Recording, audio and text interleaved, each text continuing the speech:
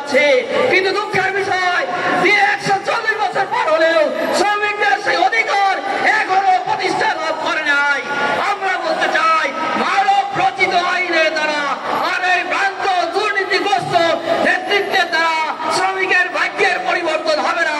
তাই আমাদেরকে ফিরে আসতে হবে ওই মহান রব্বুল আলামিনের দেওয়া আল কোরআনের সেই সম্মতির আলোকে।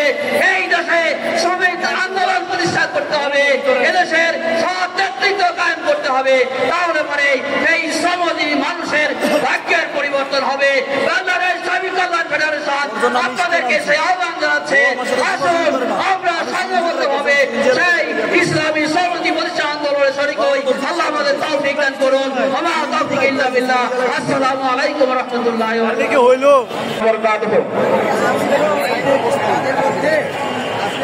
পহেলা মে আন্তর্জাতিক শ্রমিক দিবস উদযাপন উপলক্ষে আজকের এই বিশাল শ্রমিক সমাবেশে বাংলাদেশ শ্রমিক কল্যাণ ফেডারেশনের সম্মানিত কেন্দ্রীয় সভাপতি সাবেক এমপি জননেতা আনামা শামসুল ইসলাম, আজকের প্রোগ্রামে সম্মানিত বিশেষ অতিথি মঞ্চে উপস্থিত আছেন বাংলাদেশ জামাত ইসলামের সহকারী সেক্রেটারি জেনারেল সাবেক এমপি জননেতা doctor H M Hafizur Rahman Azad, উপস্থিত অন্যান্য নেতৃবৃন্দ, সম্মানিত শ্রমিক বন্ধুগণ, আসসালামু আলাইকুম ওয়া রাহমাতুল্লাহি ওয়া বারাকাতুহু।